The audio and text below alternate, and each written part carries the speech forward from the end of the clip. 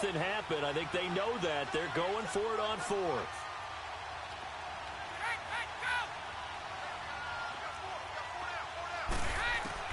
They'll go for it. It's Brady.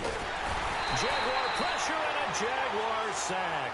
Yannick Ngakoue in there to pick up his second sack now of the afternoon. Bortles leads the Jags up 1st and 10 at their own 46.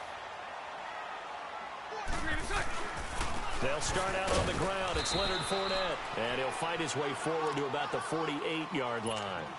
Credit him with a 1-yard gain there to make it 2nd and 9.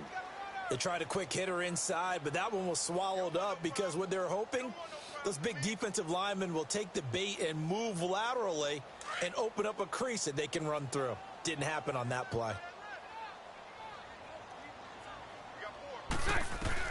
Now Bortles throwing on 2nd down. That's going to be knocked away and incomplete. The veteran Stephon Gilmore able to break that one up. Well, so many times defensive backs get caught playing the man rather than the football, but not in this case. That's an excellent play. Did exactly what you're supposed to do. Attack the football and help break up the pass. Nowhere to escape, and he goes down. Lawrence Guy in there to drop him for a 6-yard loss, and that'll lead to a 4th down. And the Jaguars send out their punter as the drive goes backwards, so he's on to punt it away. He gets this one away, and boy, it's another boomer. And that one hits a little too close to the goal line, and it continues into the end zone for a touchback. Out comes the New England offense to see what they can do this. Very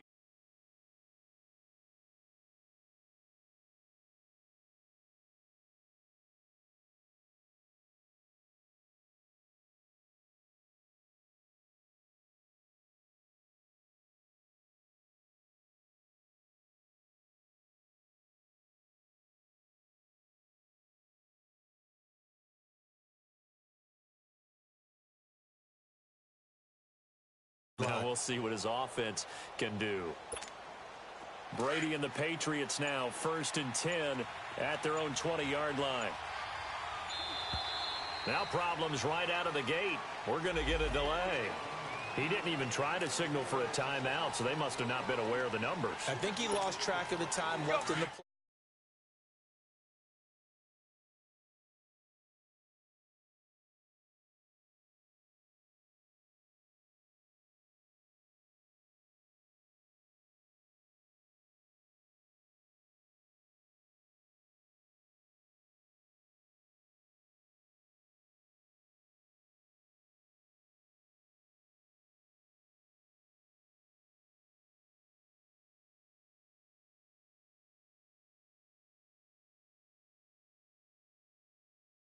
Teams call it that because that's the money zone.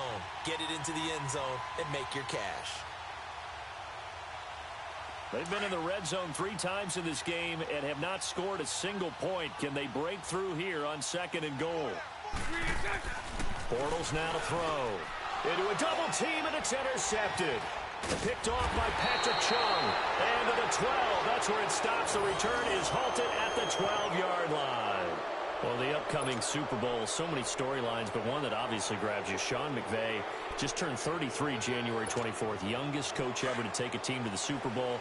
Double that age for Bill Belichick, who's 66. And, Charles, that's the largest gap between coaches in Super Bowl history. Yeah, and when you think about it, obviously the age comes into play. But to me, it's more the experience. The number of times that the Patriots have gone to the Super Bowl with Belichick leading them versus Sean McVay's first time in the Super Bowl leading the Rams. Will that game experience come into play at all? But I do like this about Sean McVay. Raised in the game, raised up through the NFL system, no matter how young he might be. Remember, his grandfather was a head coach and a GM in the league. He gets it. He understands. I highly expect the moment to be just fine for him and not too big. Now Brady throwing on 2nd down. And the Jags get to him as down he goes. Telvin Smith coming on the blitz. He gets him for a loss of 7. So one quick, easy analysis about why they've struggled so far. They keep putting themselves in third and long situations. They just took another sack right there. And the offensive film session tomorrow may be a little longer than it normally is. Not a lot of positive grades will be handed out thus far. On third and long, it's Brady. And he couldn't hang on to it through the contact. Incomplete. Brandon, at least there's one bright side to that incompletion. What's that? It wasn't an interception. Wow. You're a nice guy. That was kind of savage. But correct. No pick, just incomplete that time. So possession goes over here on the punt. Now the Jags will have great field position to start this drive as they take over on the short side of the field. Out comes the Jacksonville offense as they get set to take over here. And they had a nice little drive going last time. Threw the interception in the red zone. Costly.